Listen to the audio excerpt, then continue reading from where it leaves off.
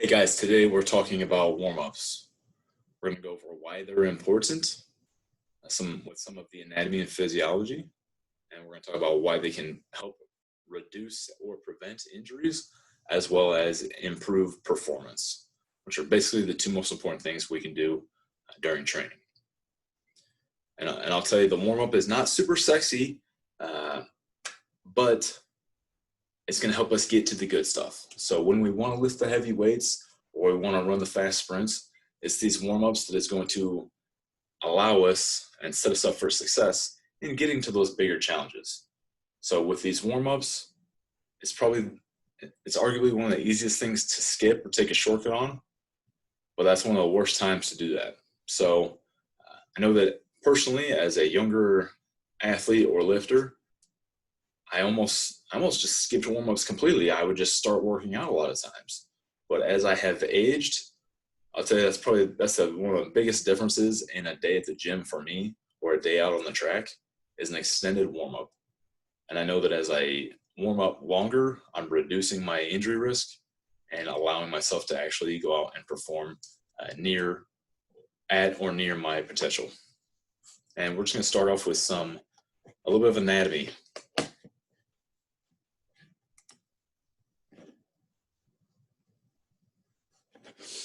So looking at the Golgi tendon organ. So that Golgi tendon organ, it sits in our tendons. It's a sensor, and during times of high stress, it will inhibit the muscle and make it relax to help prevent strains or tears.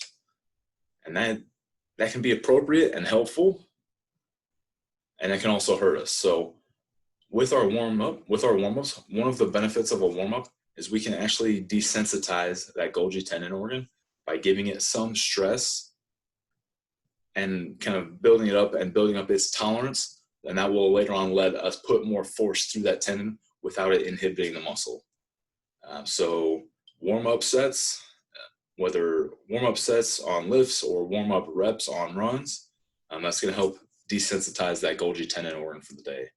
And probably, I think for me, when I'm in the weight room, when I can clearly see a Golgi tendon organ, I think about two different lifters. I think about a veteran lifter, maybe doing, let's say they're squatting, and they're going up and down and up and down, and they start slowing down, and the next rep gets harder than the one before it. And they start slowing down as fatigue is setting into place. So take that veteran lifter, and there's sort of a linear progression to their fatigue along that squat set.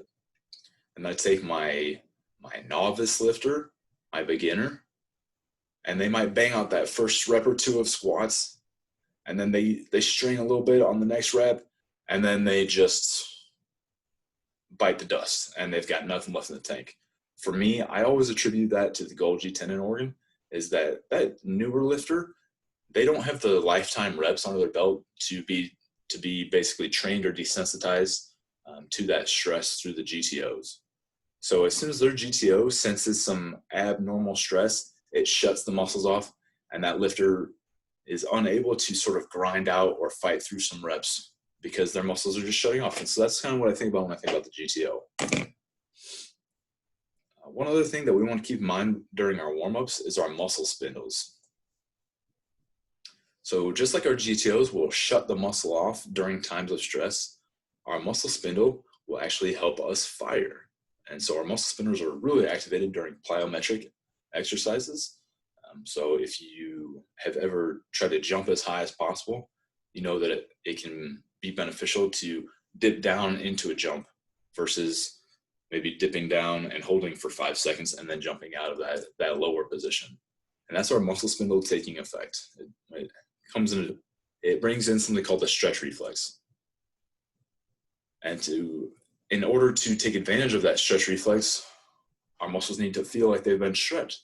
So when we are preparing and doing our warm-ups, we don't want to do a whole lot of static stretching that's going to elongate the muscle ahead of time, because that's going to reduce our ability to capitalize on our stretch reflex, because we are taking advantage of that muscle spindle. And we'll talk about that more a little bit later. All right, Here we go. Don't get overwhelmed on me, but we are going to talk a little bit more about the minutia, and we're going to talk about that neuromuscular junction there. All right, so let's look up here a little bit at what's going on on the neuromuscular junction. Okay, so we know that our neurons send little signals to one another, and from our brain we just follow a little chain of neurons all the way down to our muscles, and then once it gets to the muscle, you have that neuromuscular junction. As we send that signal down, our brain makes our muscle fiber fire, right? Well, we're going to see this again later on today as we talk about potentiation. And basically the idea is that as you send that signal once or several times, it's going to become more efficient at sending that signal. So the first time you go in and perform maybe a vertical jump, a max vertical jump, your first jump's probably not going to be as high as maybe your third or fourth jump if you give a little rest in between. And why would that be? You know, logically, the fatigue should set in place. You should actually get worse at it. But what happens is that your nervous system starts to become better aligned. And so this is sort of the phenomenon of potentiation. And we're going to talk about this a little bit later on today. But we are going to, as we're addressing that, just think about potentiation and that neuromuscular junction. And if we look at this motor neuron over here, keep in mind that we've got a lot of motor neurons that innervate our muscle fibers, excuse me. And as we train harder and as we're warming up and taking on bigger challenges, we can actually activate more motor neurons. And so if you think about the all or nothing principle, let's see if I can type that one out.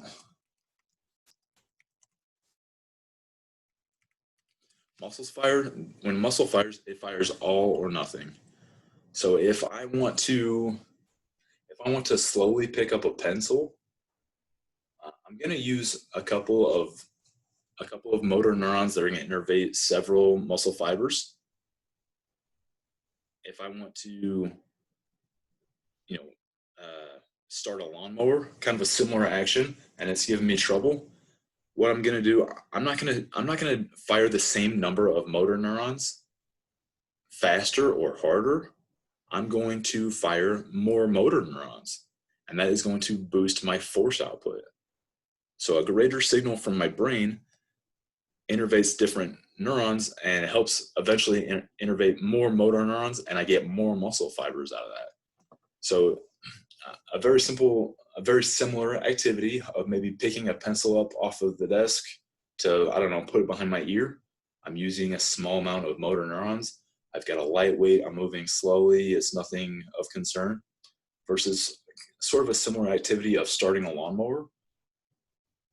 The biggest difference there is going to be the motor neurons.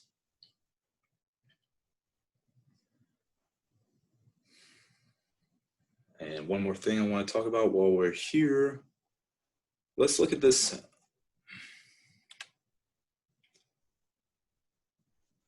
Let's see here.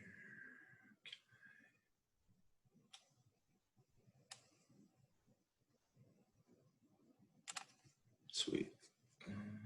All right, let's see here. All right, here we go. So let's say let's look at these Schwann cells and this myelin sheath, okay? So just keep in mind that when we do something over and over again, so if you go bowling a whole lot, or you're trying to learn Spanish and you're going from 0 to, you're several months into learning Spanish, or you are haven't shot free throws for a long time and you go out and you start shooting free throws. So what's going to happen, not necessarily within a given day, but over time, is when we use a neural pathway on a regular basis, we lay down these Schwann cells, and this actually helps our neurons fire faster. So it creates a myelin sheath. If you see this little myelin insignia right here, it creates a myelin sheath that allows that nerve impulse to travel faster. So these little gaps in between are called the nodes of Ranvier. And what it basically does is instead of traveling along sort of the highway, it almost just skips over and almost floats over a little bit. It's like a cheat code almost in like maybe Mario Kart, it lets you drive faster or something like that. And so when we're doing something regularly, gosh, what a mess of lines that is. But when we're doing something regularly, that happens as we start to actually improve our body's ability to transmit that neural signal. And so that's not going to happen on a given day with potentiation, but over time, we do become more efficient at what we practice and what we do. But on a given day, what we can hope for is increasing the number of motor neurons, and that's going to help us produce more force. And we'll talk a little bit more about that later, but that's sort of the boring physiology stuff. And now we've got that all the way, we can move on. Okay, so as we're warming up, what are some physical preparation examples? We're not going to dive into that too hard today. First of all, you guys can hardly see me. I don't want to talk about what exercise we're going to do, especially because our next two classes / videos in the program are going to be activity days where we're actually going to go get our hands dirty and move around a little bit. So that should be a nice change of pace from these video lectures, but we'll actually be doing some movement here in the very near future. So we're not going to go down that road too much today, but let's just talk a little bit more about some of the sort of the why, not so much the what. We'll get into the what in the near future. What are we doing? What are we doing when we're actually warming up? We're increasing the temperature of muscles. We're increasing the core temperature. We're increasing blood flow. We're increasing the speed of contraction and relaxation of muscles. We're increasing the rate of force development. We're increasing reaction time. We're increasing muscle strength and power. And we're increasing oxygen delivery to muscles. So let's kind of look at that beef jerky on the top there compared to that nice fresh steak on the bottom. So if we were to grab that beef jerky and tear at it, it's going to break and crumble in our hands. Whereas that steak is going to be like slimy and pliable. And what we want when we're working out is we want to have those slimy, pliable muscles. We don't want that dry beef jerky muscle. Okay, that dry beef jerky muscle, when you go out to sprint, your hamstrings go pop, pop, but not that juicy, pliable steak underneath. That's going to contract and keep our muscles healthy, right? It's going to be hard. It's going to be instantly a little bit more flexible. And that's what happens when we spend the time warming up and slowly progressing and raising our temperature of muscles. Because remember, when things are heated, they tend to become more pliable. So if you've ever like melted a plastic spoon under a lighter, you just watch that spoon dip down underneath. Or if you've ever left a spatula on the stove when something is cooking, that spatula turns into a funny angle and kind of gets melted a little bit. But we want our muscles to be similar. We want to be able to go into awkward positions. So maybe you wrestle or you're a jiu-jitsu fighter or whatever you do, and you're going to get forced into very awkward positions on a regular basis. Or for a more typical athlete, like a volleyball player, is every once in a while you land on a teammate's foot and your foot rolls to the side. Well, if your muscles and your joints are essentially lubricated and loose, you can get away with that a couple of times without getting hurt. But if you're cold and you've got more of the beef jerky effect going on, landing on a teammate's foot one time is going to be the end of your playing for the day, if not the week or the season. Increased blood flow. Yeah, spending a little bit of time to challenge yourself, leading up to the actual competition or the performance portion of your day is going to increase blood flow to different areas. You know, when I eat a big dinner and then go sit on the couch, where's the blood flow go? All that blood flow goes into my stomach to help process my dinner. But when I spend a little bit of time doing maybe a slow jog around the track, where does that blood flow go? That blood flow goes down to my calves and my hamstrings and my quads and my glutes, right? If I spend a little bit of time doing, I don't know, some forearm curls, then my forearms get a lot of blood. Faster contraction and relaxation of muscles.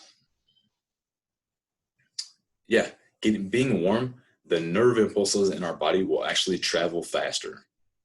And that's going to improve our reaction time and our action time. So, you know, in most sports, that's pretty darn important. And relaxation of muscles. So remember, if you need to react, you actually need to be able to relax. So let's take a soccer player.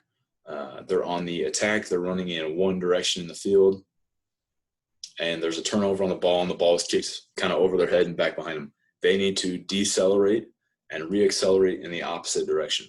And one of the best ways to do that is to be able to relax certain muscles and activate different muscles. Improved rate of force development. Again, we already talked about, we went kind of crazy on this slide back here with the neuromuscular junction. Improves rate of force development. So our nervous system is going to be firing faster, and if we can get extra motor neurons in the game, that means we're going to get more muscle fibers in the game. And that's one of the easiest ways to just produce more force, is to bring more muscle to the table. And a lot of us are already walking around with enough muscle to get the job done, but that doesn't mean that our motor neurons are firing at that level. Improves reaction time. We already talked about the importance of being able to relax and then relax certain muscles and then activate and kick out a new neural impulse and action. Strength and power. Again, combination of the nervous system and the muscular system, and then oxygen delivery to muscles. When we start firing, when our heart rate picks up and we start sending blood to those muscles that are working ahead of time, that helps us perform better. As long as we don't do it to a state of exhaustion or fatigue, then that's helping improve our ability to produce more work capacity or performance in whatever our sport might be. And then as far as mental preparation, we probably won't go down that road too much today, but let's just keep in mind that sometimes our athletes walk in, maybe they just get off work or they just got out of class, and they might be walking and maybe their head is in the clouds. They're kind of thinking about that stuff, and we need to get them focused because they have a heavy squat day, and we don't want them distracted with a few hundred pounds on their back. That's a great way to get themselves hurt or somebody else hurt. Or let's say, you know, maybe they're walking in the gym with some friends and their head's not in the clouds. They're right there, but they're it's all fun and games and they're just not taking it serious. And then they have sort of a crummy warm up. And then because of that crummy warm up, by the time they get to the performance part of the training, they have a bad day. Or if it's a game day, they have a bad game. All right, so sort of the big picture of a warm up would be that we want to mobilize, activate, and potentiate. So think about map it, all right? So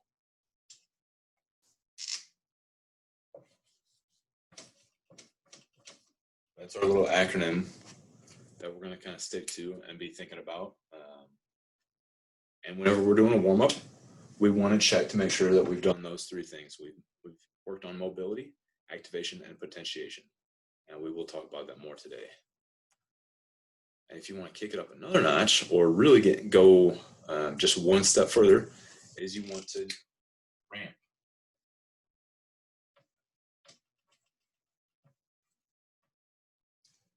Because if we don't want to forget that raise portion. Remember, when our temperature is elevated, we're more pliable, our nervous system works a little bit better, and good things like that. So you might even want to use that ramp style. So when we're doing warm-ups, when we're thinking and we're programming, I would advise taking a look at that ramp method or the map it method. So these are 4 things that we sort of like, those are like our cornerstones. And if you've kind of checked the box of each of those letters there, then you're probably getting a decent warm-up in. So that's what we're gonna refer back to, map warm-ups and ramp warm-ups on a regular basis. All right, let's talk about that M, the mobility, the mobilization. And mobility is often confused for flexibility, so let's talk a little bit about the difference. With flexibility, this is the ability of soft tissues to stretch. With mobility, this is the ability to work through a range of motion. And what I would basically a snippet or an example would be take an individual who has just had knee surgery. And during knee surgery, at the end of the surgery, the surgeons are able to articulate that knee completely. Or let's use, I got an elbow here. Okay, so at the end of the surgery, the surgeons can kind of move them through that range of motion there. An hour or 2 later, when this individual wakes up and they can only kind of do that, well, that's the difference between flexibility and mobility. Is if the nervous system is what's preventing that full mobility when they're awake, what you're looking at is flexibility is totally fine, but mobility is inhibited. And it can be inhibited because of motor control. It can be inhibited because of balance, strength, coordination, and flexibility. So that's a pretty simple joint right there. That's a pretty simple articulation and action. But even the elbow or the knee can have that drastic difference there, because surgeons will often check to make sure that the joint has full flexibility. But when that individual wakes up, they might spend months working to regain that full range of motion with mobility during a conscious state.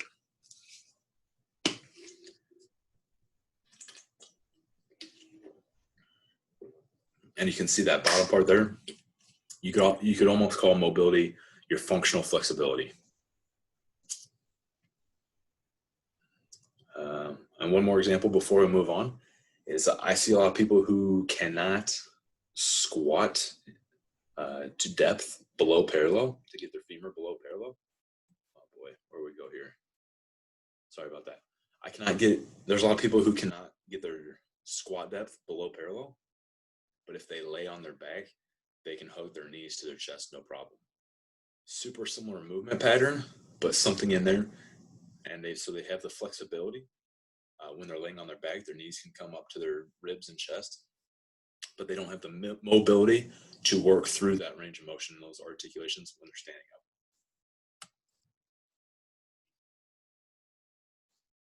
up.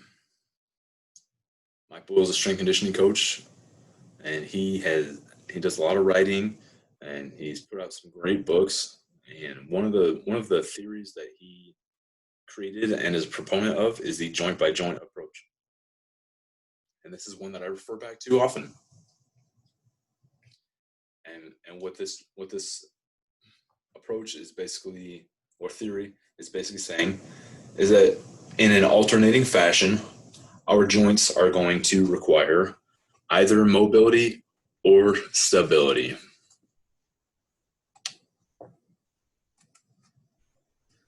So if we look at every other joint, we're going to notice a little pattern.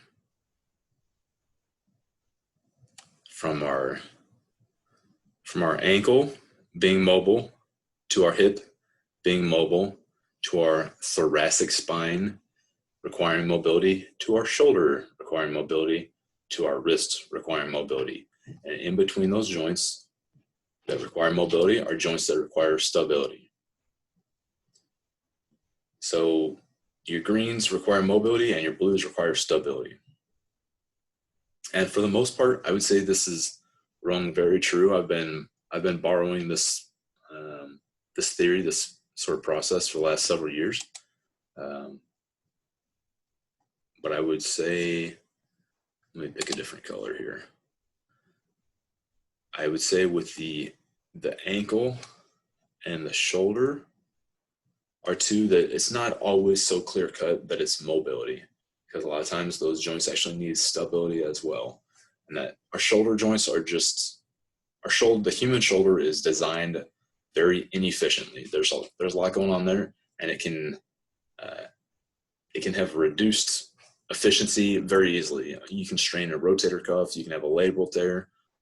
They're just very easy to disrupt, and stability is often as or more important than mobility. So I would say with those two joints there, I just want to highlight that some athletes really do need more mobility, but some athletes are hypermobile, and they will often need an increase in stability. So we'll take one more second to sort of look at this diagram here. I'll clear out my little doodle there. And so be keeping those in mind, because we're going to revisit that later. When we're doing mobility, our M in the map or the ramp, when we're doing mobility, we're going to spend a lot of time addressing those green joints. And when we're working on stability or activation, the A, we're going to be addressing those blue joints.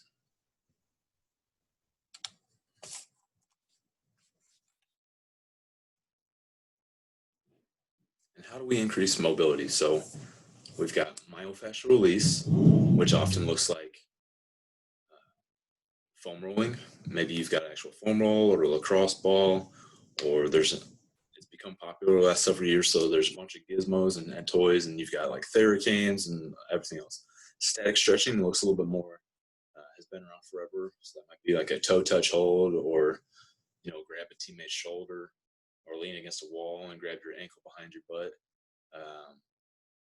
So static stretching is something that you're holding for about 30 seconds or longer. Myofascial release, there's different theories on how to approach it and different methods, but essentially you're going to be massaging that area from anywhere from about 30 seconds to, you could go on for several minutes. But and then that dynamic stretching is a little bit more activity based. So you want to work your range of motion. You want to work the range of motion of a joint a little bit of a higher pace, and with some athleticism almost is what we kind of maybe consider it. But 3 different versions of stretching or producing mobility, and all have a time and place, and we'll talk about that more today, as well as in our next 2 videos. So with our static stretching during warm-up, well, let's think about what happens during our static stretching. The benefit of a static stretch is that we can lengthen a muscle. And the downside of that is that we don't always want our muscles to be lengthened, because remember that muscle spindle in one of our first few slides today? When that muscle spindle is lengthened so much, then it's no longer going to be effective or productive for us. What we want is almost a resting length muscle, so that muscle spindle is near homeostasis or near its regular state. And that's going to help us produce more force, whether we've just hit the bottom of a squat and we want to come back up, or we're out running and jumping around. So that muscle spindle and that stretch reflex, we get the most bang for our buck out of a muscle that has been stretched to 120% of its resting length. So if a muscle is already at 120% of its resting length going into an activity, it's not going to be very strong because it's in an abnormal state. So our static stretching, what I actually tell athletes is that do as little of it ahead of time as you feel like you need. So if we're about to play a game or about to practice or train, and I see somebody doing toe touches and trying to get their hamstrings loose, I would maybe say, hey, kind of cut that short a little bit, and let's try some other things. But that static stretching can be very good. Some people do need to improve their sort of rote flexibility. But when that happens just before training or competition or performance, we increase our chances for injury. So going out with an elongated muscle, I often think about the hamstring on this. Going out with long hamstrings and trying to sprint around is really gambling and asking for sort of a hamstring strain. Now that being said, if you give it probably 20 minutes of additional work or care after static stretching, it's probably going to return to normal. But you would want to be very tentative with the work that you're doing on it and the contractions that you're challenging it to perform during that time period.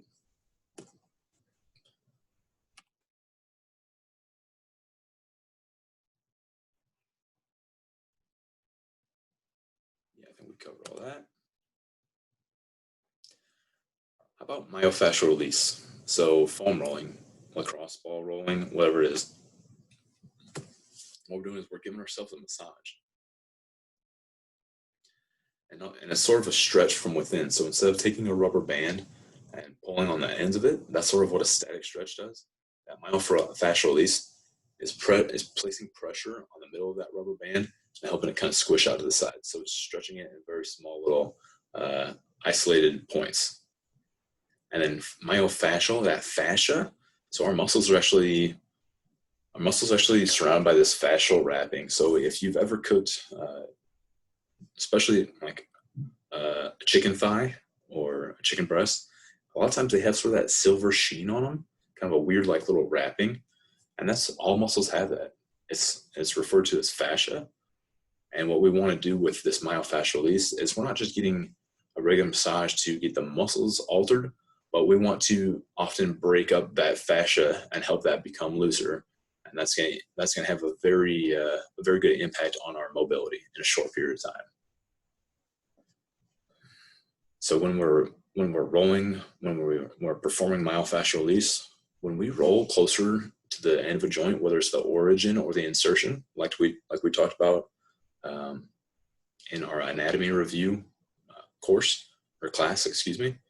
When we're rolling closer to the ends of muscles, when we're getting closer to the tendons on the ends of muscles, when we're rolling over our GTOs, there can be a relaxation effect. And that can be a great thing. It can allow us to produce more force. And then it can also just help if that GTO is not firing and will not allow us to relax. By getting it to fire and getting it to relax, it can just improve the quality of our muscle. So whether that's for performance or for relaxation. I would not do, similar to static stretching, I would say static stretching is a little bit riskier, but I would not do a whole lot of myofascial release just prior to performance output, whether that's training or competition. And that's because we want our muscles firing appropriately. So we don't want to completely turn them off. But that would be sort of my biggest bugaboo with myofascial release just before activity is potential GTO relaxation.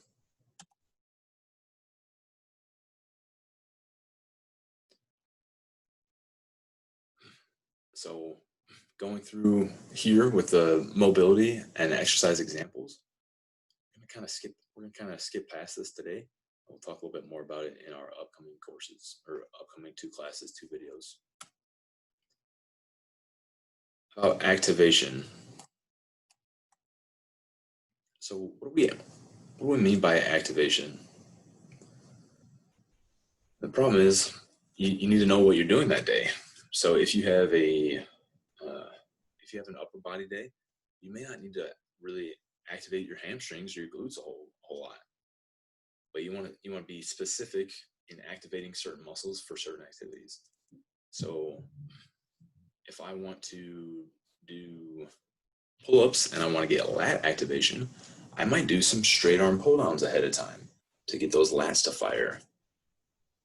If I'm doing a bunch of bicep curls before my pull-ups, what's going to be firing during my pull-ups? Probably my biceps.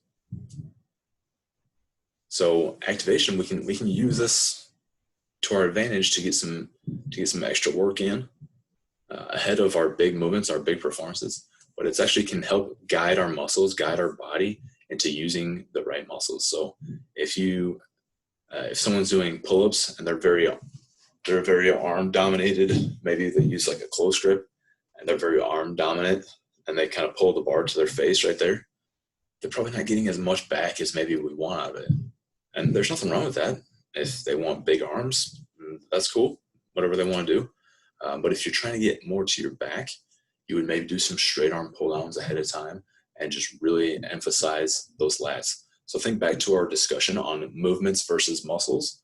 This is where that activation portion really comes into play. So not so much performing the movement as we want, but choosing muscle groups to pick on so that we get what we want out of the movement. Another example would be the bench press. A lot of individuals prior to bench pressing will do chest flies because they really want to hit their pecs. And then when they go bench press, they will be straining their pecs. But a lot of parties, myself included, don't necessarily like to use the bench press as a pec developer. Myself and a lot of other parties will use it more for triceps. And so, but prior to bench pressing or prior to having athletes bench press, what I often do is I have them do a little bit of tricep work.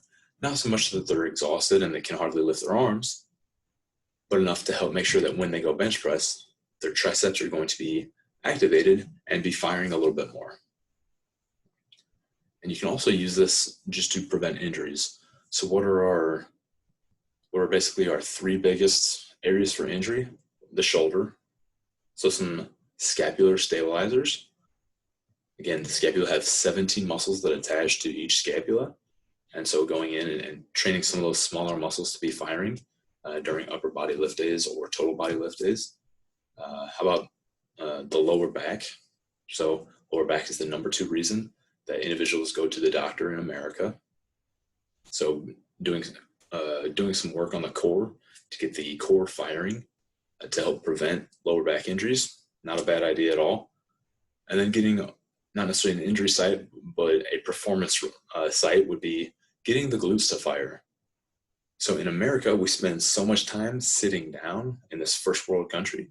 We spend so much time sitting down that it's really common that our glutes will just cease to fire or have a poor firing pattern or sequence. And when our glutes start firing poorly, we get an increase in hamstring and lower back injuries.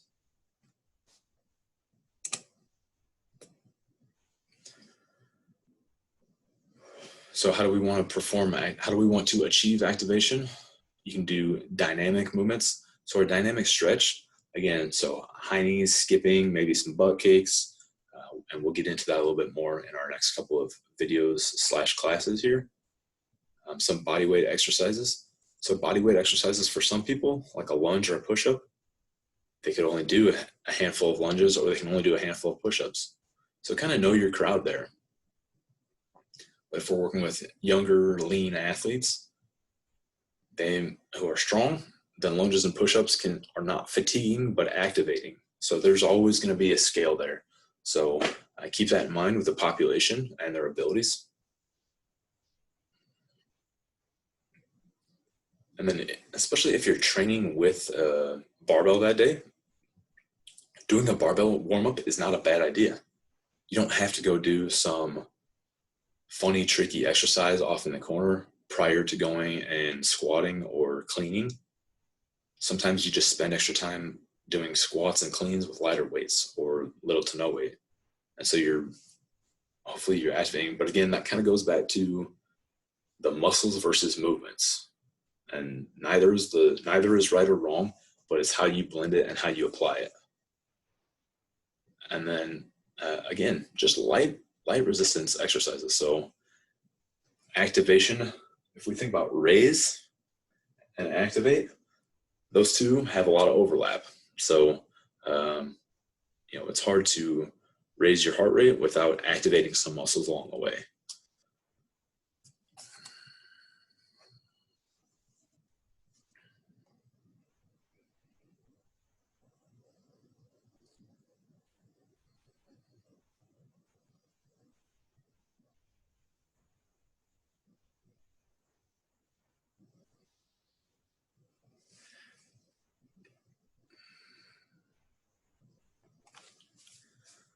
keep in mind just logistics.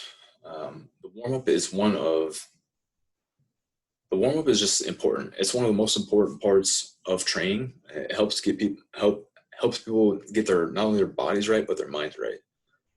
And when you're just starting out in your day, and you're maybe not awake or not in tune, or you actually don't know what the warm up is, sometimes our clients and our athletes are just there to be sort of, not to put them down at all, but sometimes they're just there to be sort of worker bees, and they're just there to do what we tell them.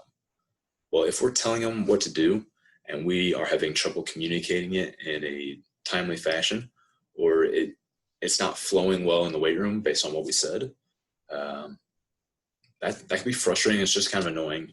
So if you take a real big group, let's say we've got a real big group in the weight room, and maybe you've got 4 athletes to a rack. Well, maybe you have them do a different exercise. Maybe you have them do a different exercise and go through like a rotation there. If your rotation is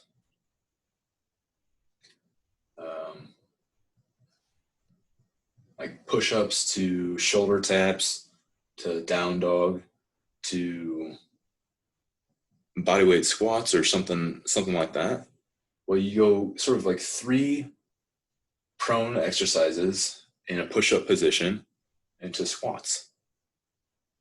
And that's fine, but it kind of doesn't make sense because you'd be having them do sort of the same position just in 3 different physical spots. And so what you might do that just flows a little bit better is you might have them stay where they are and do, everybody sort of does all 4 movements where they are. So instead of rotating, sometimes you want to rotate so you can follow that same pattern.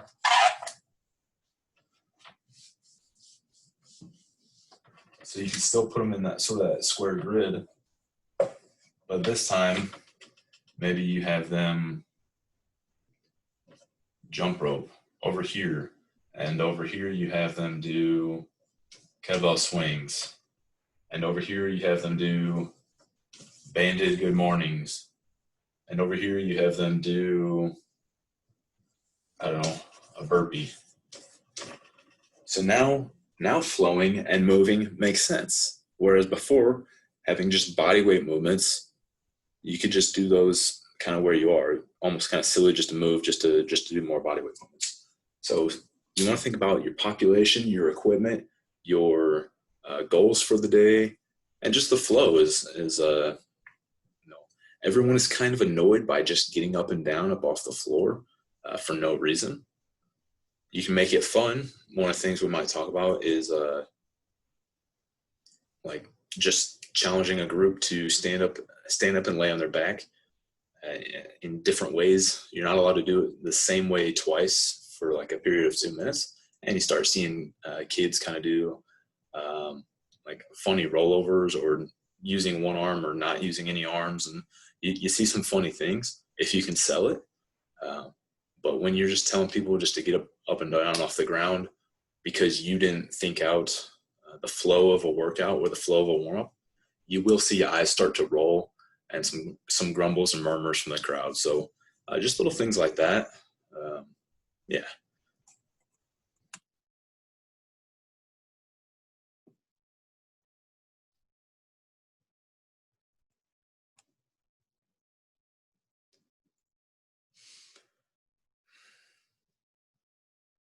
Yeah, just start slow.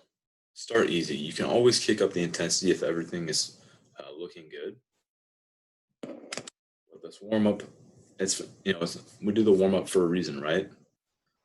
Is to take a body from cold. Sometimes we have athletes walk over from the locker room into the weight room, and it's like 5 degrees outside, and they just walked 150 yards outdoors in their shorts and t-shirt. When they come in, they're about frozen, or they've been awake for about 30 seconds and they haven't done any movement yet that day. You might be in a hurry to get to the good fun stuff, the heavy lifting, the fast sprinting, but if you just give them time to actually warm up, if you let them raise and then mobilize them and activate them and potentiate them, you're just setting yourself up for success. It's always better to leave a little bit left undone than to overdo them, right? You can send, to go back to our steak, if you're at a restaurant and you get a steak that's undercooked, you can always send it back. They can throw it on the stove, on the grill for a few more minutes and cook it some more. But if they give you a steak that's burnt, you can't really do anything with that. You got to start over. We don't want to burn our athletes. We want to treat them like prime rib and not like a beef burrito. Be nice to them. How about potentiation? So this is sort of the finishing touch on a day of warm-ups right before we get to the performance output.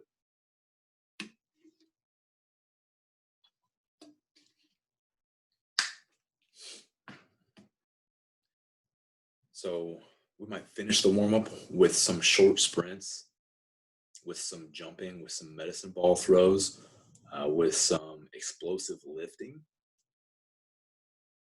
But we're going to start off that way. We'll build up to it.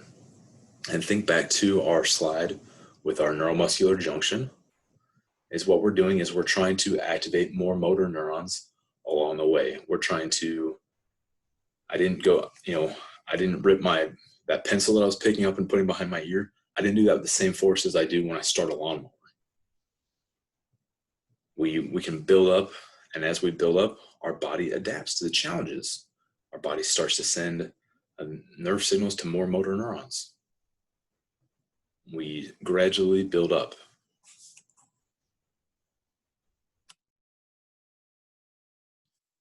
So sort of some of the finishers after you've done all the other work is the med ball throw, broad jump, vertical jump, box jump, some Olympic lifts, sprints, maybe some rotational cable work, maybe playing a game. Like if you can think of a good game to play or just to be a little goofy, you might play a game of like Duck, Duck, Goose, or do some,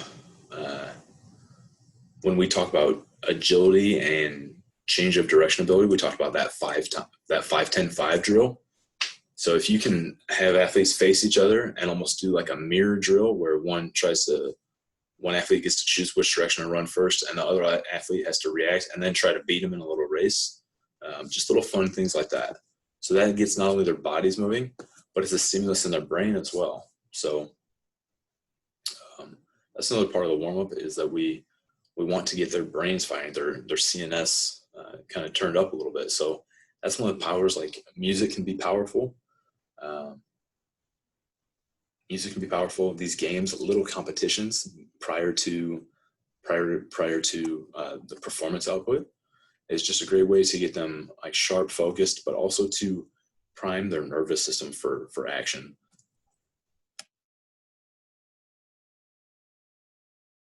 Yeah, let's be smart. Let's not take if you've got a client who's 50 years old and 100 pounds overweight, they probably don't need to be doing a whole bunch of broad jumping to get ready to take a ride on a reclined bicycle or to do some body weight lunges. So keep in mind, try to be smart. The warm-up is here to reduce injury and increase performance. And remember to keep that goal the goal.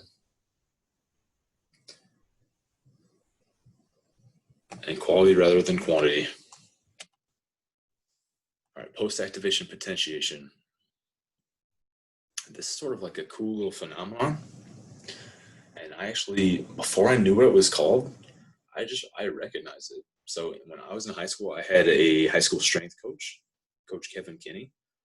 And at the end of every semester, as sort of a reward for everybody's hard work, we would test. We would squat, bench, clean, vertical jump, and maybe broad jump. We definitely did vertical jumps.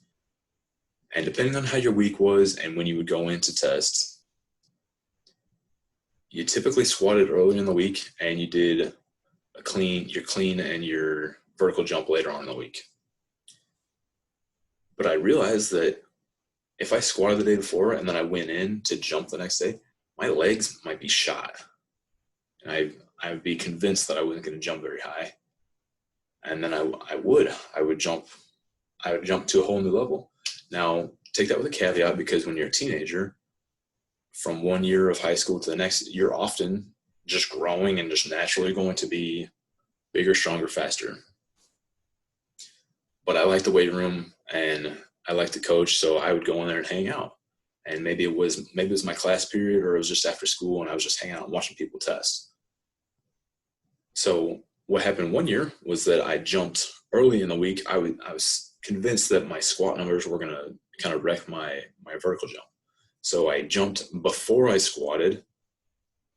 So I jumped on day 1, I squatted on day 2, and then on day 3, I went in and I jumped again. And again, I jumped higher on the 3rd day than I did on the 2nd day, or on the 1st day, excuse me. So I started building this belief that once you've lifted something heavy, you're going to jump a little bit higher. And I started playing around with it. So I would squat heavy and then wait, 30 seconds or a few minutes, and then I would go jump. And I noticed that I was getting higher jumps as that was going on. And I didn't have a name for any of this, but it's called post-activation potentiation. And what you're doing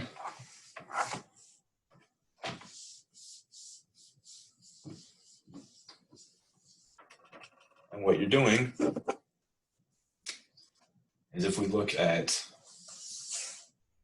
let's say we've got all these muscle fibers in here. And what you're doing with post-activation potentiation is you are cranking up your amount of motor neurons that you're firing.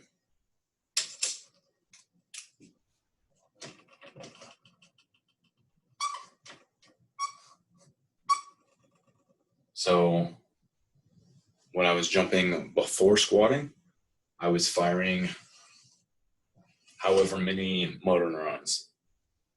And when I was jumping after squatting, the heavy weight, as I would warm up on the squat bar, the increased challenges would grab new motor neurons to start firing.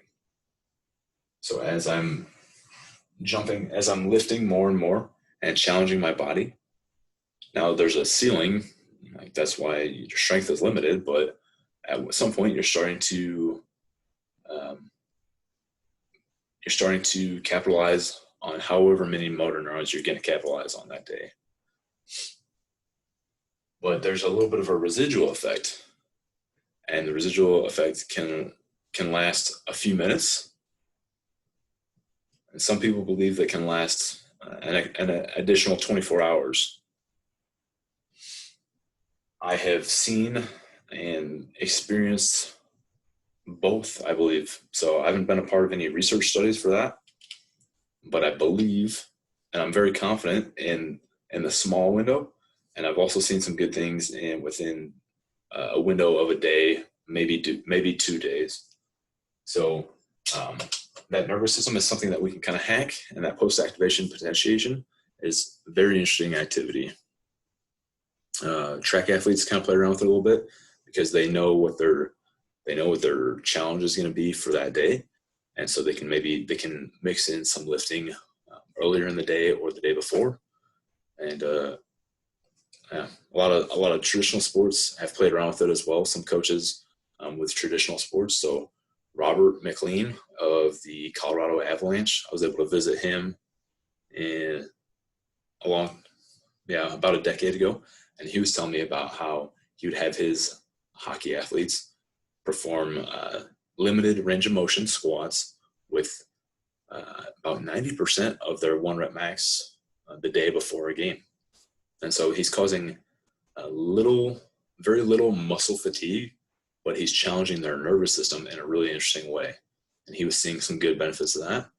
And then there was Vern Gambetta, who helped train Michael Jordan and company back in the 90s.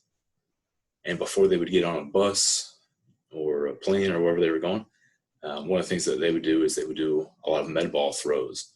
And this is just to sort of stimulate their nervous system and help them be primed and ready to fire and ready to go for whatever they had coming up next.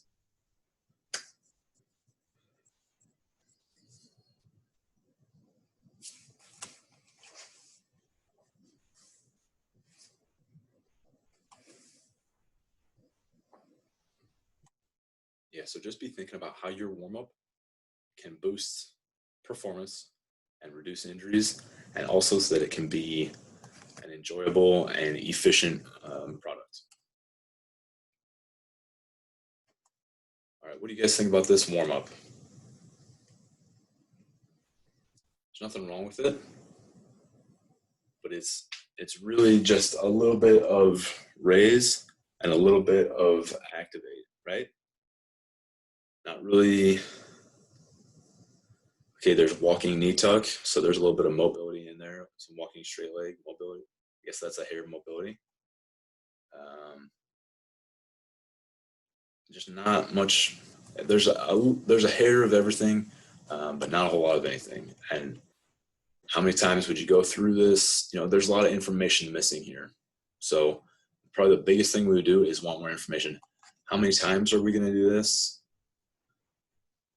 What level of effort and intensity are we going to do it at? Because the first round, if I don't do anything else and I go and I do high knees, I'm going to jog them. I'm not going to, sprint and have a lot of arm action and be going at 100% effort here. But if I've done it a handful of times, I could crank it up each time and kind of see myself maybe getting some potentiation out of it. I could knock the wind out of myself by putting in high efforts on it. How about this warm up? Okay, jog 2 laps. That looks like a raise. Yeah, it's pretty clear raise. Some walking lunges, leg cradles, hamstring scoops, inchworms. Okay, how about those walking lunges, leg cradle, and scoops? Okay, that kind of looks like mobility. And then an inchworm is a little bit of mobility and a little bit of stability. Some of those lunges look like activation. The knee tuck, probably activation and walking toe touch. That's kind of mobility. Deep squat to groin stretch. Some more mobility. And then a sprint 100 yards by 3. So I think for the most part, we get a lot of good stuff in here. Maybe not enough of everything we need, but then just to automatically go into 3 100-yard sprints, that's a little risky. So what I would maybe rethink is those 100 yards at the end. I would say maybe do the first one at like a 50% effort, and then the second one at a 75% effort, and then the third one at maybe like an 80 or 85% effort. If this is really just a warm-up, we should not need to do a 90 or above percent effort on a 100-yard sprint. That's a lot that's a big bite to chew. And remember, when you're making a warm-up, use the MAP model or the ramp model. But if we've raised, if we've mobilized, if we've activated and potentiated, we're probably good and more. Awesome, guys. See you next time for we've got 2 activity days coming up.